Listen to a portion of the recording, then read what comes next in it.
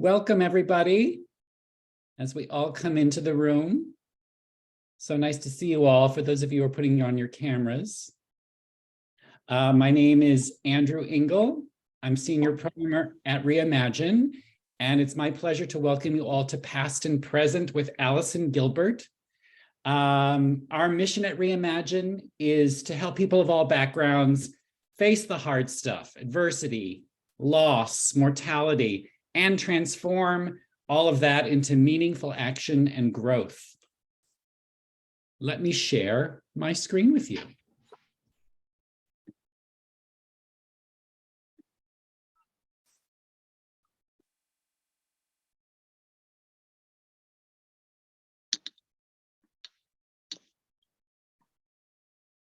There we go. I want to thank our colleagues at For Grief, which is the sponsor of the Past and Present series. Their support is so appreciated.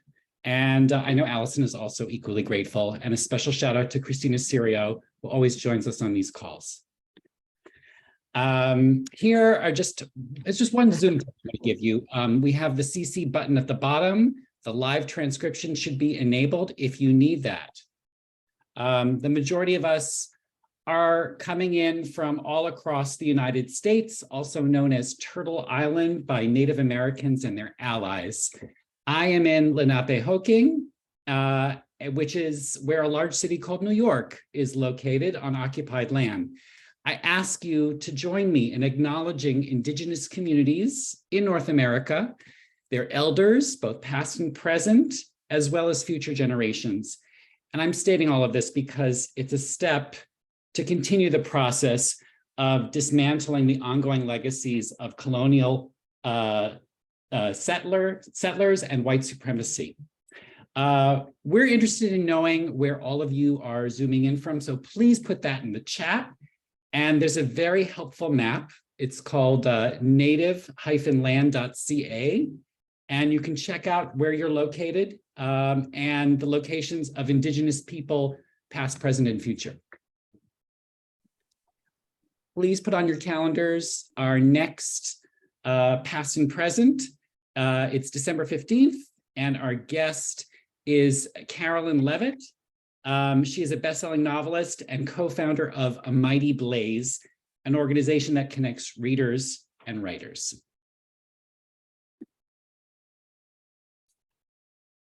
And now, it's my pleasure to introduce Allison.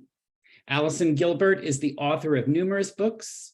Her newest one is Listen World, which is a biography of Hearst newspaper columnist Elsie Robinson. You can see copies behind Allison. And Allison, in your most recent e-news, you have swag as well, don't you, for the book? We do, and Society 6's. Are you guys familiar with Society 6? They have, it's a beautiful artists-generated shop, and a portion of those proceeds will go to 826 Valencia, which supports young writers in underserved San Francisco to get their voice to be heard. So we couldn't be more excited about that. So thanks, Andy. That's great. I also want to mention her previous book, Past and Present, Keeping Memories of Loved Ones Alive, reveals creative ways to remember family and friends who we never want to forget. And it's the namesake for this wonderful series that Allison has been hosting with us for a while now. Follow Allison on Instagram, Twitter, and Facebook. She's everywhere as A. Gilbert Writer. And with that, I'm going to hand it over to you, Allison. Thank you so much, Andy. And I am so excited to be here. As you know, this time of the month is my favorite, when I get to join everyone again for this past and present conversation. And today I've been getting a lot of emails, I must admit, about why are you having Gretchen Rubin on this show? She's about happiness. She's about levity. She's about maybe getting the best out of your working life, or maybe your family life with your kids. And I say all of that is true. And there is nobody better to talk about grief with than an expert of Gretchen's caliber and intelligence and platform, who talks about habits. And we're going to talk about our senses too, because that's the subject of Gretchen's next book. But if we can learn from Gretchen about how the happiest people are happy, or how we can reframe our present situation to begin the steps forward after we have suffered loss, then Gretchen, I say, is the perfect guest. And so with that, and before I go into all your accolades, welcome Gretchen Rubin. Oh, thanks so much for having me, Allison. I'm so looking forward to this conversation. So I have, I must admit, an entire Gretchen Rubin section of my bookshelves behind me. And the two of them that I want to point out today, in no particular order, is Better Than Before, which is a great book, of course, about habits, which we're going to be talking about. And the other one, because we're talking about relationships at home, is Happier at Home. But you guys might have first started really paying attention to Gretchen's voice with the Happiness Project. And so before we get into anything meaty about grief, I'm curious, Gretchen, from your perspective, now that you have a podcast and a very popular newsletter, and people are really listening to you as this expert on happiness and habits, where do you feel the connection is? What's that sweet spot for what we can do when we're feeling the lowest? How do we get to that part where we can kind of turn and pivot? Well, that's a really great question, because I think that sometimes people think that because I study happiness, like my aim or what I think is kind of a good life is somebody who's 10 on the 1 to 10 scale 24/7. And that's not realistic. And that wouldn't even be a good life. I mean, there are times when we feel grief, we feel loss, we feel regret, remorse, guilt, all these kinds of emotions. And it's very appropriate that we do. And we wouldn't really even seek not to have those feelings, because what does it mean to grieve? Would you say, like, I want to get out of that? I mean, it feels like an important part of the process. It's tied to love and connection. And it's part of the whole range of human experience. I think what we can say is, like, given my circumstances, given my nature, what can I do to be as happy as I can be under the circumstances? So maybe I don't want to, I'm feeling very low. I feel like it's appropriate to feel that way given my response, but, like, should I work to try to get enough sleep?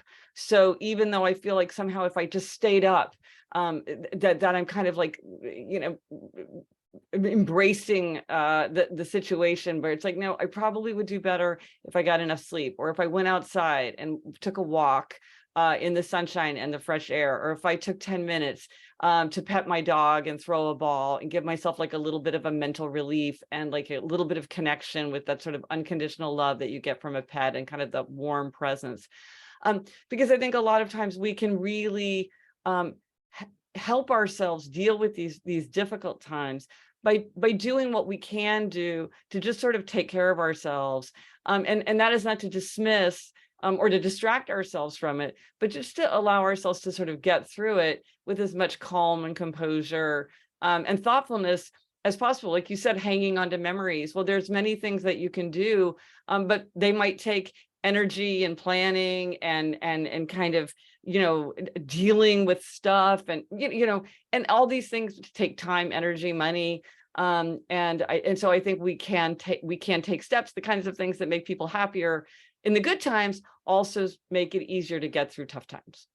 I want to highlight a thread that I see already in what you're talking about, and tell me if you think I am correct in hearing what I think I've heard you say, which is that many tips, many strategies are reliant on your own sense of agency, of being proactive, and not just being a recipient of support, but doing on your own. And that's where the habits come in. And so I'm just wondering if I'm hearing you correctly, that you really you need to have some sort of skin in the game to kind of get where you want to go.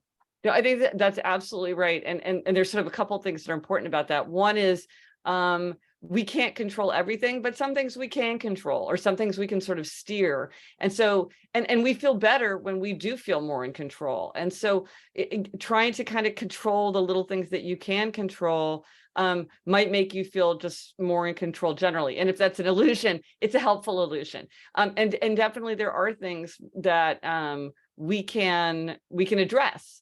And they're not going to fix everything, but they might help us get through it in a meaningful way. I want to pause on that thought because I think I leapfrogged to the meat of our conversation before I think I was so excited to start talking to you, Gretchen, that I forgot to tell folks who are listening right now a few things. One is that at about Eastern time, 1:30 or so, I'm going to pause and I'm not going to ask Gretchen any more questions. You are going to ask Gretchen questions. And so please take advantage of this opportunity that For Grief, that Reimagine is offering to have Gretchen Rubin here today. Put your questions in the chat. I know that's why you signed up, because you wanted to hear from Gretchen and ask her the questions that are most important to you. And so please take advantage of this time. So about 1:30, I'm going to ask Christina, raise your hand. She's going to go through the chat. She'll see your questions and she'll then read them aloud to either Gretchen or to me, whatever works. And you'll get your questions answered. The second thing I wanted to mention to you as well is that Gretchen's going to pop off about 5 minutes early. In those final 5 minutes, I have brought a treat with me. And so stay tuned for that. But I wanted to give everyone a heads up that don't wait to put your question in there, because about 1:55 Eastern, Gretchen has already very wisely told me that she needed to pop off. So I wanted to give you guys the same heads up that I have. Okay. Gretchen, you have talked about, I did a deep dive into your blog, which I love, and I am a listener of your podcast. And you have said that research shows that traditions and rituals boost physical and emotional health. And I thought we'd start yet again in this spot, because this is, of course, we're gearing up for Thanksgiving and the holidays where we're thinking about traditions and rituals. What is that correlation? Well, in terms of grief, of course, it can be a double-edged sword, because as we go through life, it's absolutely true that the research shows is that traditions and rituals, they give people a sense of what to do, how to behave, how they fit in, reduces decision fatigue. It makes time feel more meaningful. It makes us feel connected to the past and to other people, to, the traditions that are important to us, to our identities. It helps children feel part of a family, gives them a sense of stability. So there's this brings so much pleasure. But for people who are going through loss, of course, the holidays can be a very difficult time, because you feel that absence. You feel that things can never be the same. Maybe you have unrealistic expectations from yourself or from other people about what's going to happen. And so I think it's really important to think about, like, well, what is the positive, but then also kind of how do I think through what might be the painful or difficult moments as I head into this season, which is for so many people full of memories and traditions that can't always be maintained in the way they were. That's an interesting point that you bring up that I want to just pause on for a second, which is giving yourself a bit of grace to maybe let go of a portion of a ritual, maybe let go of a portion of a habit, and adjusting to what is now versus wishing that it was all the same. And so I wonder if there's a bit of nimbleness, a bit of flexibility that can help keep traditions going, but within the context of things are different. What do you think about that? No, I think that's really important, because it's sort of like, well, what is the spirit of the tradition, or how can you sort of maintain it in your own way, given what the circumstances are? So, to think about, and also I think what can sometimes help is, like, what is the essence of the holiday for you, or the essence of the moment for you, and how to take those forward. Because a lot of times we accumulate a lot of stuff that starts to feel like, well, I should do it because we've always done it, but it's not really an essential thing. And then sometimes, like, surprising things Like we always buy gingerbread cookies from this one bakery. You might be like, you know what, that's really important to me. We can still do that. And that's still going to give me that holiday feeling that I want. And then maybe something else that might be really taxing or might really bring up a lot of difficult memories. Maybe we'll be like, okay, we'll skip that one, or maybe we'll rethink that one. I think it's important not to be on autopilot, I guess, Yes. and to actually be intentional. Yes. There was Yes. something that you had said to me in an old Q&A that we did, and I want to read it back to you because I thought it was really important for this conversation. And you talked about taking time to remember. And here's what you said. One of the things that makes us happy is to remember happy times of the past, or to enjoy tender thoughts of someone we love. And what I love about that comment is that, again, it's about carving out time to do something that's actually sounds small and might get lost in the shuffle. It's not about shopping or cooking or going out and making sure you have the perfect ornament on a tree. It could be all those things, but it can also be much, much smaller than that, and maybe even more accessible when you're feeling perhaps the most raw. Well, and I have a great example that a listener suggested. So as you said, I have a podcast, the Happier with Gretchen Rubin podcast, and I'm writing my next book called Life in 5 Senses, about tapping into our 5 senses to be happier. And so as one of the try this at home suggestions, we talked about the idea of doing a 5 senses portrait of someone. Like I did a 5 senses portrait of my husband, where like I think of 5 sights that I really associate with him and 5 smells that I really associate with him, and so on. And it's really fun and it's really creative and it's surprisingly challenging and to come up with all 25 things. How did Jamie feel about doing that I was with saying, you? He's like, yeah. He's used to being, my guinea pig. Yeah, he's used to it. But I found it to be really, really interesting. And so we were talking about it on the podcast. And what was interesting, and to your point, somebody emailed me after it went live and said, oh, I was so intrigued by this idea. My mother recently died, and I was thinking this would be a great thing for us to do at Thanksgiving. We can all sit around and remember and laugh and talk about all the things that we most associated with her. And then I'll have this for my children. Because for this woman, a big concern was that her children would not really have a memory of their grandmother. And she felt like, well, with this is really going to convey to them, like, and really tangibly, the smells, the taste, the sight, you can really capture somebody. And yet it's something that you could do at Thanksgiving dinner. It's not something that's going to take a lot of time, energy, or money. It's not, if it's too painful right away, it's something that maybe you do as a year anniversary exercise or something. But I thought, well, this is a really creative way. But then you could put it on a piece of paper and it's so tangible, because sometimes it is just those little things, like the perfume that they wore, or the soap that they used, or like a particular wool sweater that, you would always associate with a person. And these little things, this is called a Proustian memory, when a sensation brings memories flooding back. Somebody was telling me about how somebody used a particular powder in a compact, and just opening the compact, she would keep for years, just because she would open it and she would have the smell of that powder.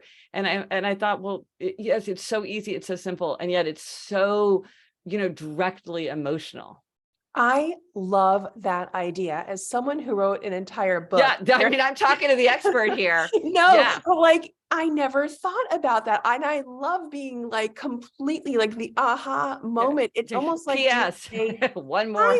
I mean, it is so good. It's like having a senses biography of your loved one. Yes. That's exceptional. And I'm thinking about it now that my kids are much older. I wrote this book, Parentless Parents, and it was all about helping my kids know who their grandparents were, the grandparents on my side that they never got to meet because my parents died so young. And I feel like this could have been a part of those exercises, but in age appropriate ways. Like you could play with this idea, Gretchen, over time as your kids or your grandkids or your nieces or nephews are at different ages and stages. Yes, no, absolutely. They kind of grow with you. Yeah. Oh my God, that's brilliant. Oh, Christina, you put the episode The Gretchen. Oh, Oh, good. The thank podcast you. is great. You can all listen to the podcast. And Thank we you. don't talk about in that because that was an idea listener sent later, but that will give you that's where we talk Oh, about good. being the five senses Okay. portrait. Yeah, Okay. but I just loved where the listener took that. Yeah. I love it. I love it. All right. So you also talk about taking a moment to appreciate. This is kind of bordering on gratitude. When I went back to that Q&A that I did for my blog, this is another one that you said. This is about Christmas.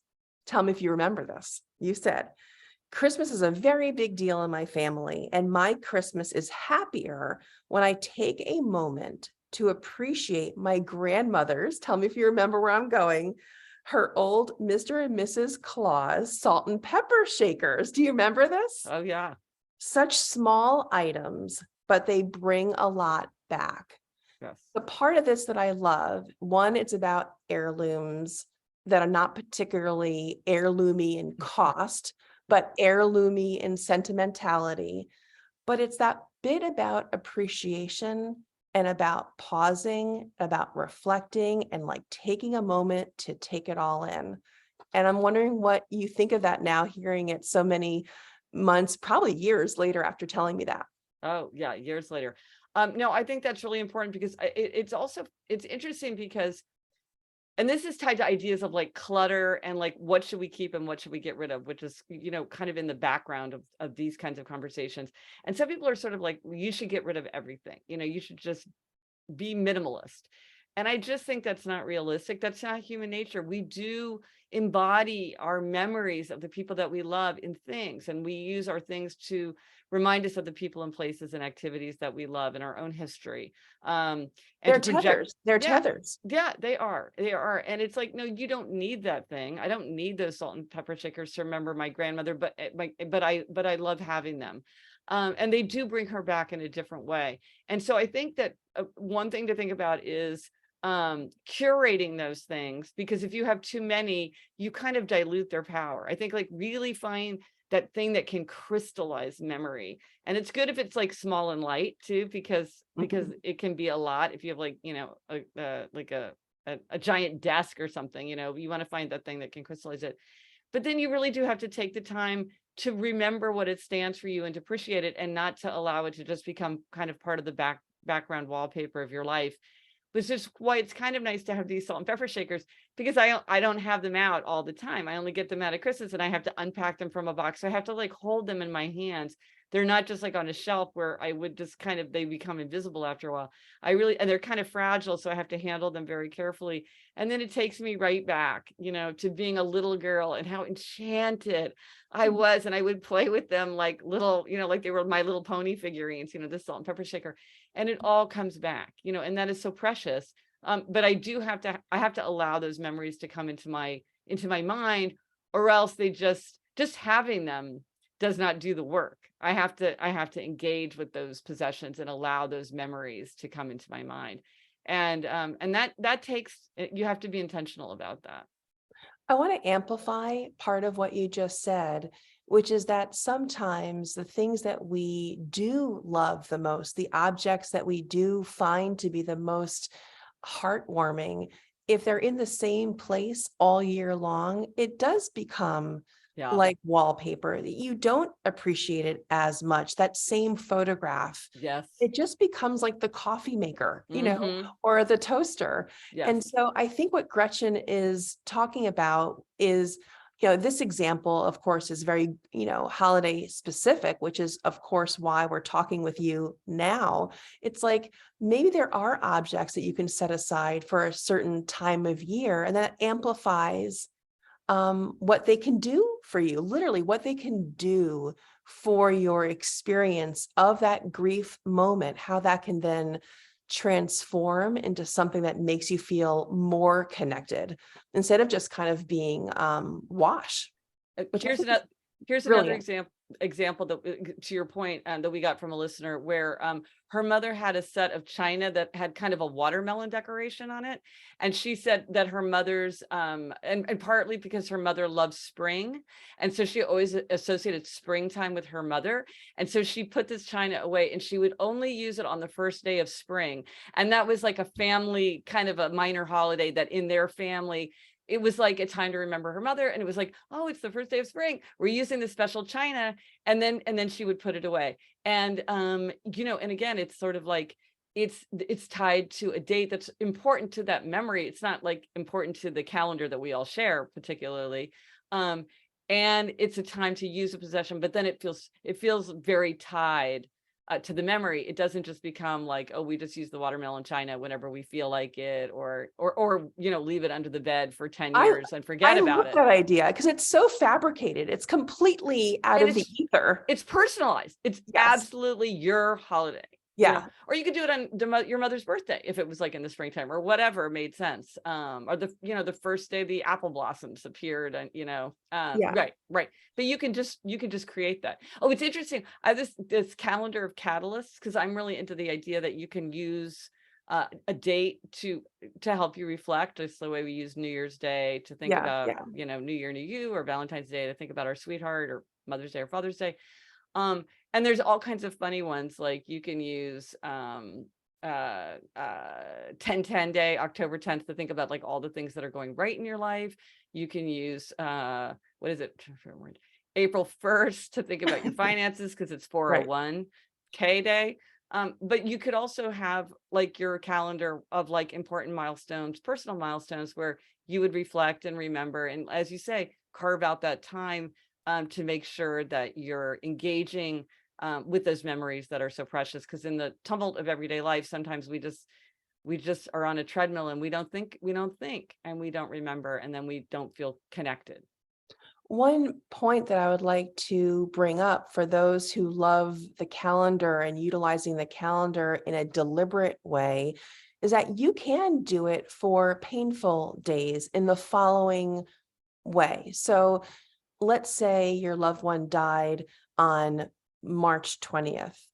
And you're hungry for people to acknowledge that day, that if March 20th came around and you weren't getting texts and you weren't getting phone calls, that you would feel hurt. There's no reason why you can't send an invitation, right? A Google Calendar invitation to those people who mean the most to you to say, hey, listen, March 20th is important. It's the anniversary. Please reach out to me, and literally send an invitation Such a great in whatever idea. way you want to. So then you're not disappointed or sad or resentful of people who are not reaching out to you. Again, it's that proactivity piece to identify those dates where you anticipate needing support and telling people what those dates are, and not making them remember themselves, or not making them like people don't remember as much as we would like them to. And so another way of taking ownership of the calendar, I think, is important. Before it's 1:28 here in New York, and before I turn it over to your questions, a reminder to populate the chat with your questions for Gretchen as I get to one of my final questions for her, but then I want you to get your questions answered. So the last thing I wanted to talk to you about before I hand it over to everyone that is here is a pivot a little bit to journaling.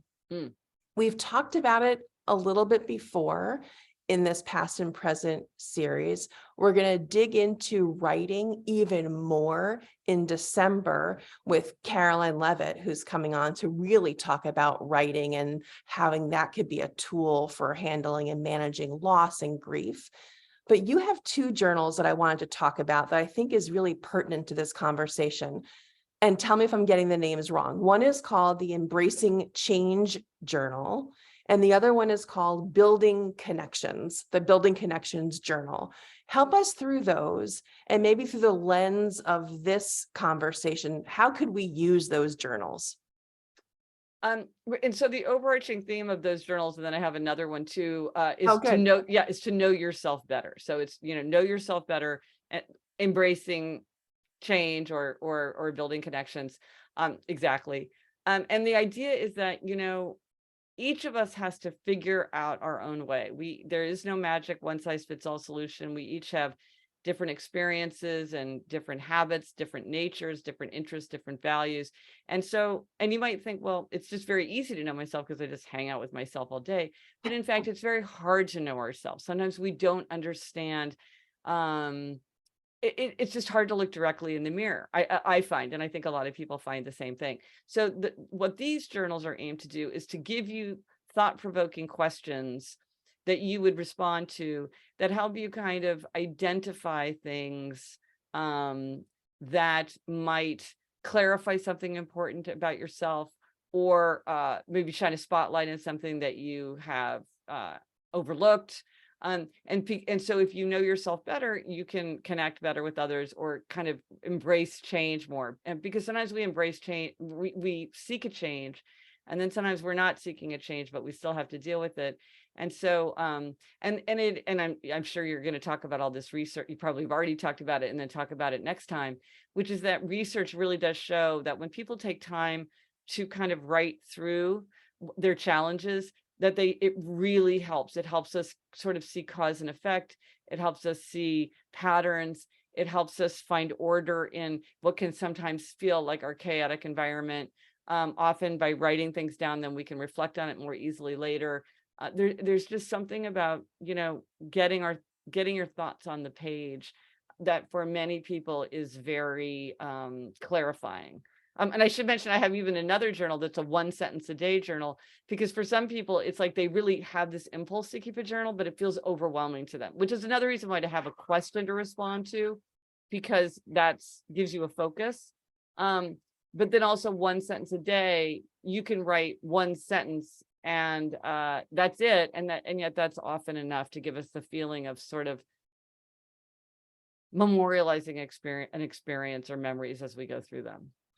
I think the power for journaling for many people, and I wonder if you agree, is that it stops the rumination. Yes. And if you feel that grief has pushed you to a place where you're keeping that same cycle of sadness, of not being able to move forward in the way that you would hope, this can help flip that thinking process. Do you agree with that? Absolutely. And one time that it's often even particularly useful is night thoughts. Many people wake up in the middle of the night and they cannot go back to sleep because they just, like you say, the rumination, the circling thoughts, the building feelings, and then you're exhausted and you're at the edge, and then but just these feelings, these thoughts feel relentless. And again, what research shows is that the brain is trying to hold on to something important, and by memorializing it, you allow the brain to let it go, because the brain is like, okay, this is not going to get forgotten, this is not going to get lost or overlooked, because there's a record of it.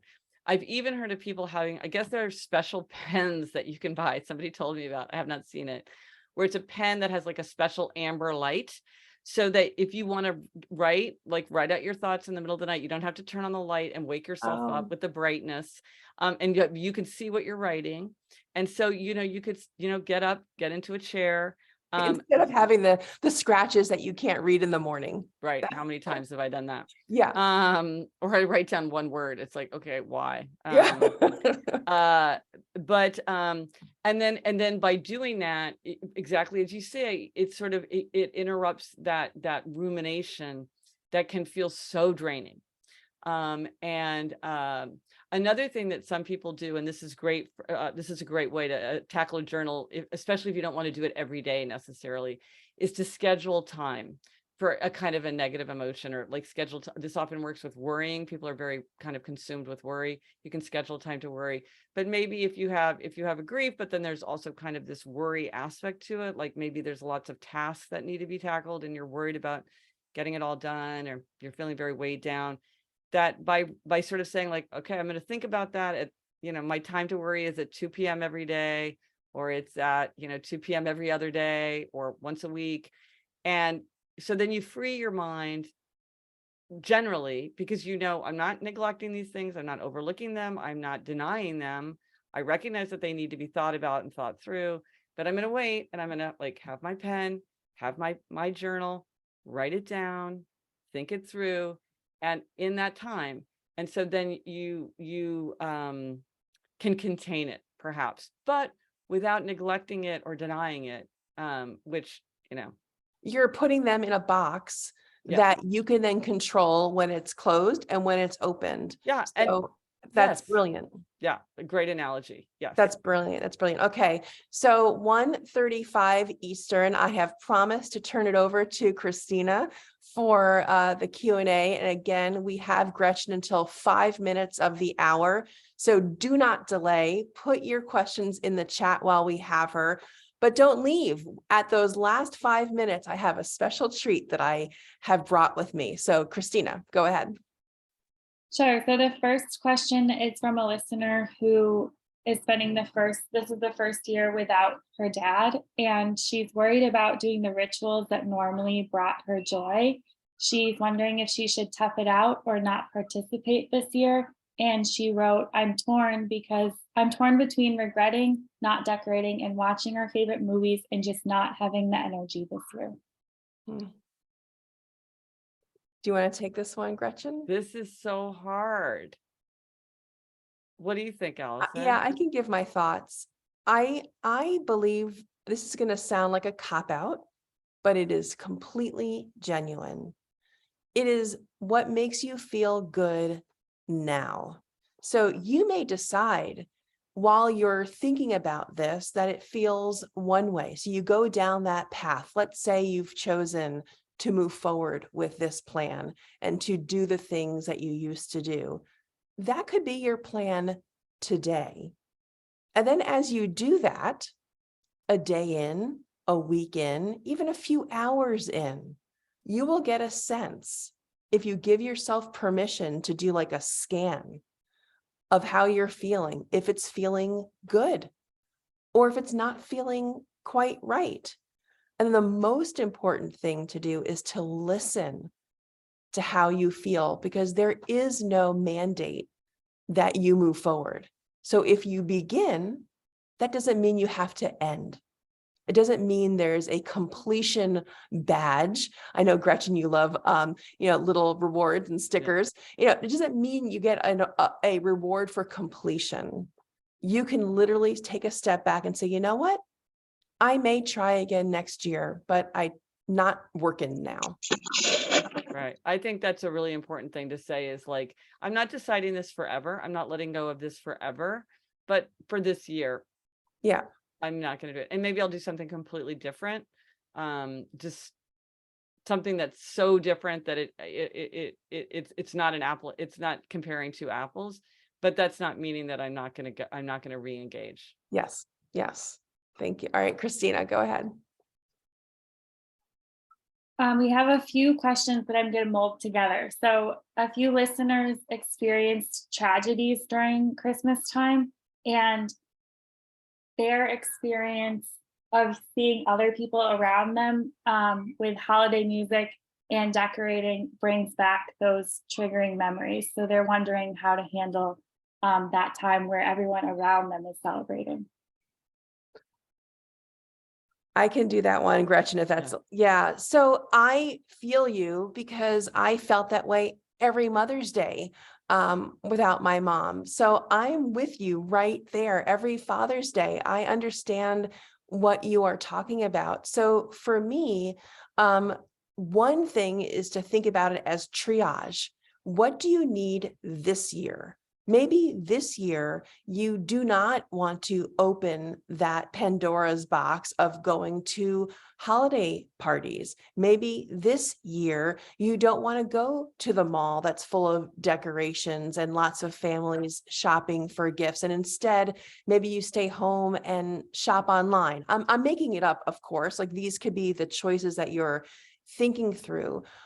But if you're feeling that these reminders, even the sounds of Christmas carols playing, in a taxi cab, may be triggering for you, those are real. And I wouldn't dismiss by any stretch those feelings. And sometimes the greatest gift you can give yourself is the permission to say no. And no can mean, I'm not going to go to that party on this day. Maybe I'll try that party on a another day because it's a shorter window of time. Or maybe I'll try that because it's with these friends and not those relatives. Think about who you're saying yes to and the location, the time limit. And I would also say, and I practice this myself, be responsible if you want for your own transportation.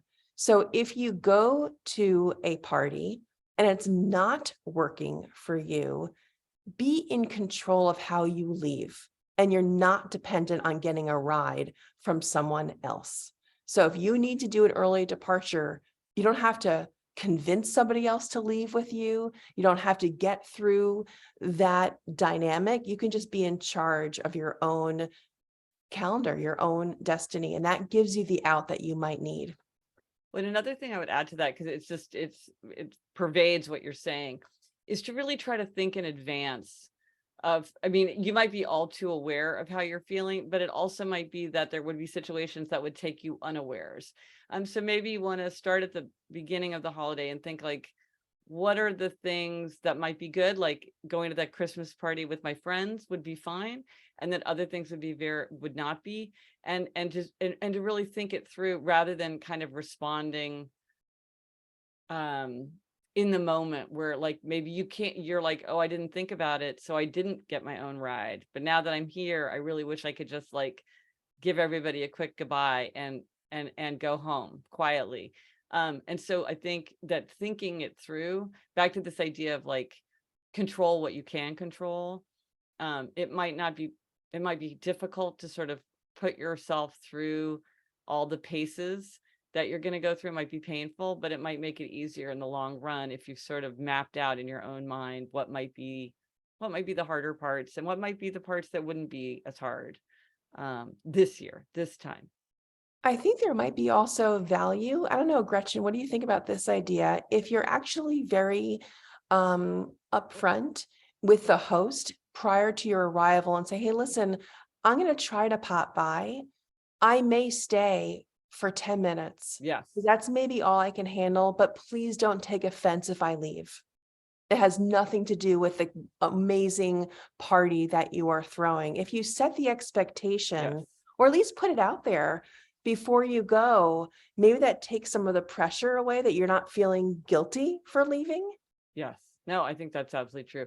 I wonder if sometimes though, it's almost like the feeling like all this festivity is going on. How is it possible that the world is like doing all this stuff? And yet I'm feeling this tremendous loss.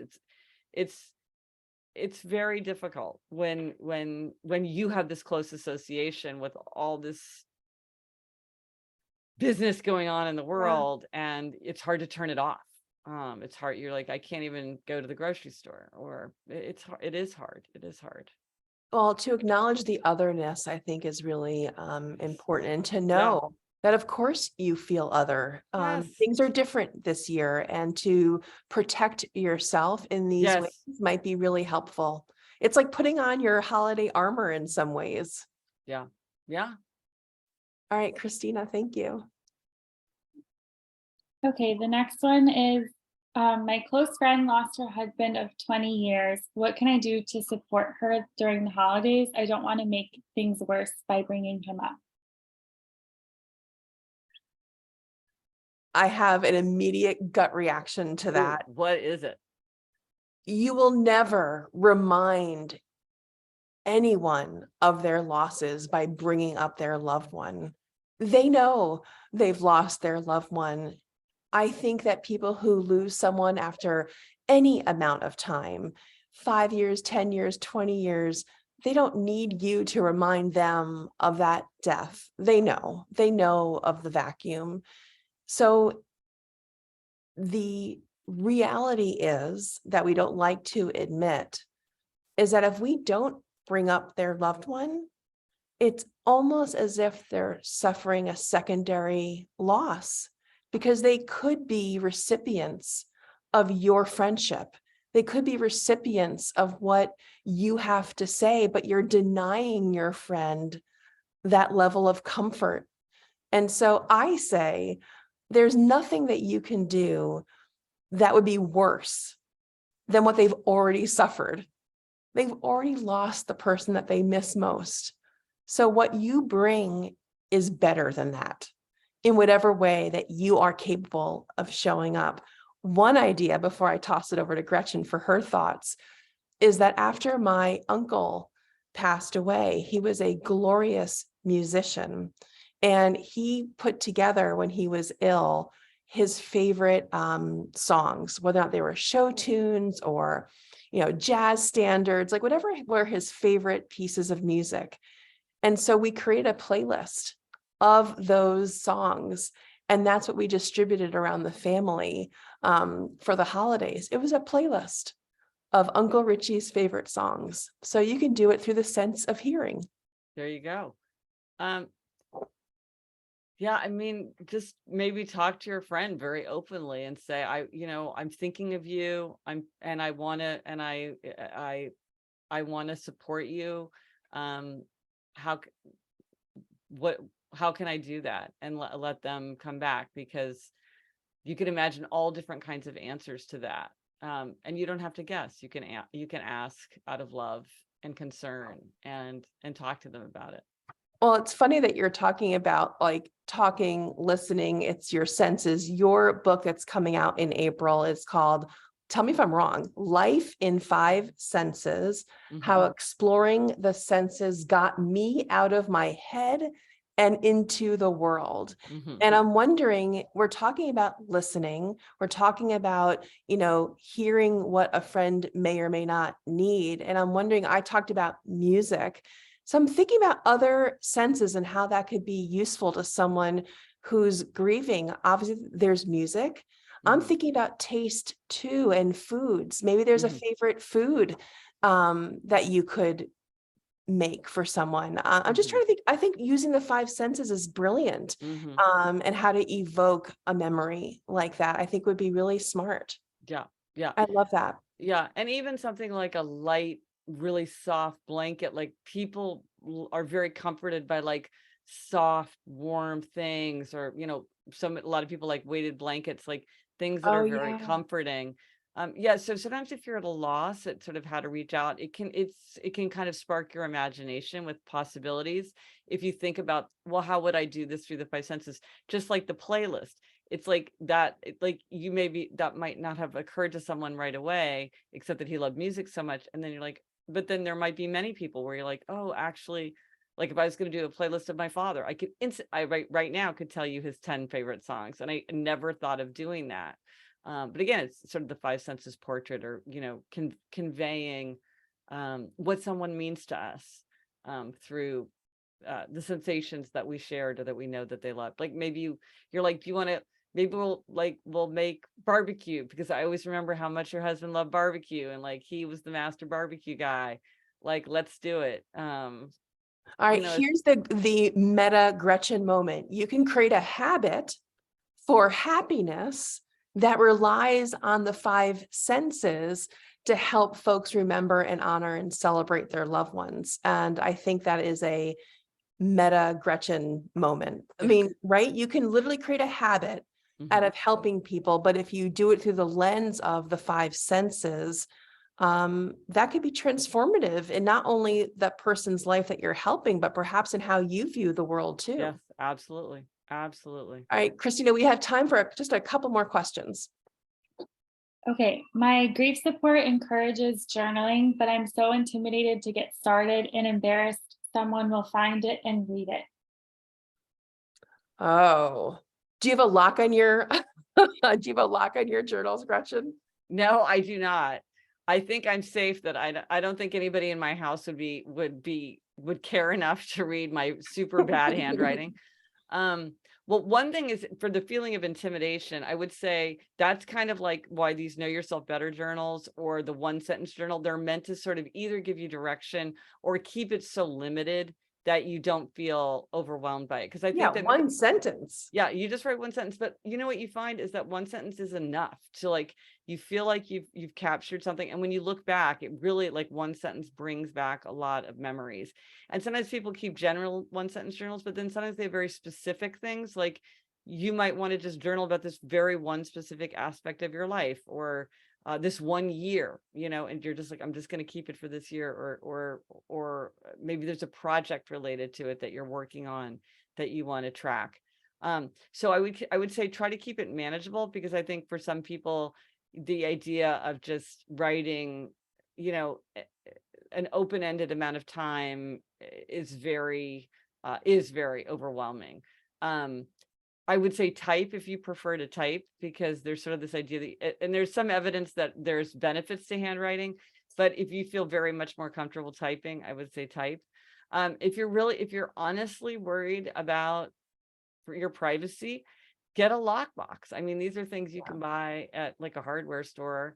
And just, if it just relieves your anxiety, there's nothing wrong with people keep all kinds of stuff locked up. I know somebody who keeps like chocolate locked up because she wants to only have it as a treat at a certain time. And that's part of how the fun for her is, like, keeping it locked away. So she's like actually open it up. She gets a kick out of it. But so if you feel like that's a big issue for you, fine, that they're just acknowledge it. And it would not be hard to solve. The self-locking diary, Hello Kitty diaries, those are not so safe if somebody wants to crack up in your diary, but there's many ways that you could truly keep it private. And you can also lock a computer file. Sometimes you can create a computer file on your laptop that needs a password, not just the password to get onto your laptop. You can create a file in your documents that's locked. Or you could call it something like tax info 1998 and no one will look at it. But yeah, there's a lot of, and I think part of it again is acknowledging that this is something that is, identify a problem that's stopping you from using this tool.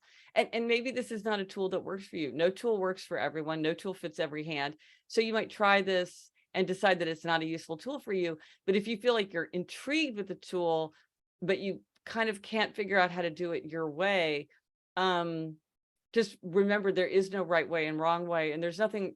And if you're feeling this hesitation, certainly many people have felt that same hesitation. So it's nothing to feel like you need to fix or change. It's just like, okay, well, given that these are my concerns, how might I move forward to experiment with this tool in my own way? In the last 3 minutes that we have, or 2 minutes now, I wanted to remind everyone where you can continue being in touch with Gretchen. Gretchen's on Instagram, Gretchen Rubin, Facebook, Gretchen Rubin, Twitter, Gretchen Rubin. Easy to remember. Gretchen has a fabulous newsletter. Please sign up for her newsletter. There's also, we have talked about her podcast, Happier, is amazing. I love it. I also love the one that you do with your sister, which is just a total joy.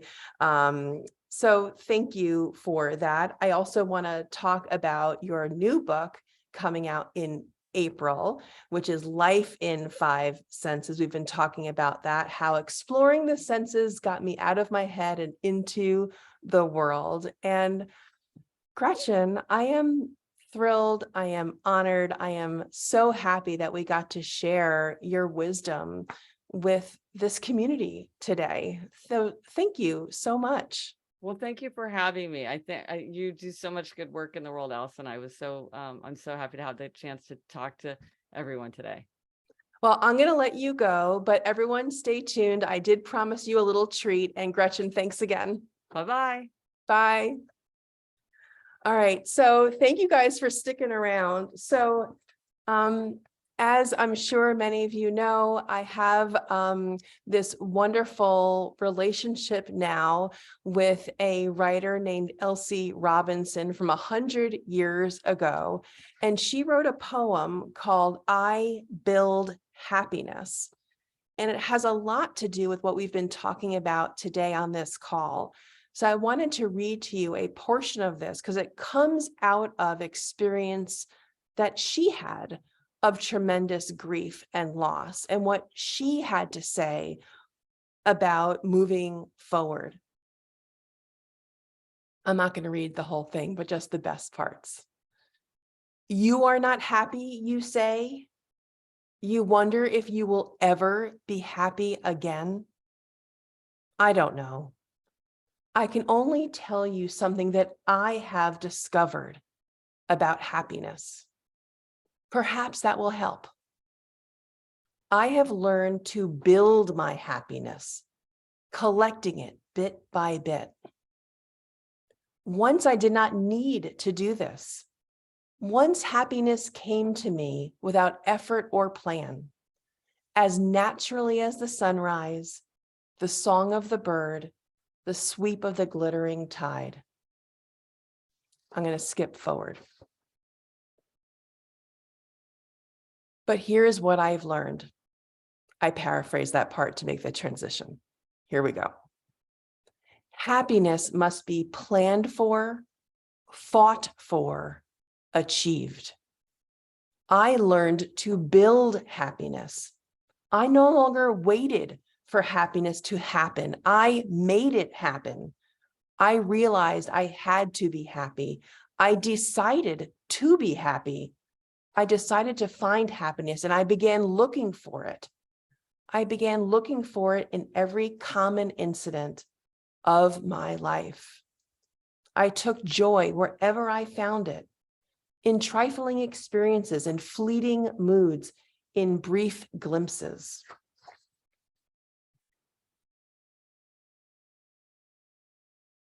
Wait, there's a great part that I skipped over. Hold on one second. This is the best part. You're going to want this part. Hold on. Oh, this is the best part. I apologize. Before she got to the point where she was building her own happiness, this was her realization. This was the fault in her thinking. I began to wish for happiness the way a paralyzed man might wish for movement. The paralyzed man thinks of motion coming back to him in a sudden miracle. I thought of happiness coming back to me that way. I felt that I myself could do nothing about it. It would just have to happen without my volition. And so I waited for it to happen. And then she goes into how happiness must be planned for, fought for, achieved. And so she took joy wherever she can find it. It wasn't easy at first. It was dreadfully hard. It was like going through a complicated, tiresome, senseless drill. My heart was heavy. My imagination refused to budge. I longed to retreat into the easy refuge of grief and despair. But I persisted. And gradually, something did begin to stir in me. And I saw that my life held happiness again. Not the radiance and ecstasy I had once known, but a deliberate delight which could find food for joy in the most barren of places, and which no grief or loss could ever shake again. And this is the last line. So I came to build happiness. You can too, if you will. So now you could see why I fell in love with Elsie Robinson and had to write the biography, Listen World, because she is a sage. I love what she has to say about nearly everything, about happiness and about grief. And so I leave you with those words. It's called I Build Happiness. If you would like that poem, I think I can include it either in tomorrow's email or folks can email me. Right, Christina? What are we going to do about that? Yes, everything will be in the email. Okay, perfect. So I thank you again for being here this month. I look forward to seeing you in December. I wish you peace, love over Thanksgiving. I'll be thinking of my Reimagine and For Grief community. So enjoy the day. Thank you for being with me.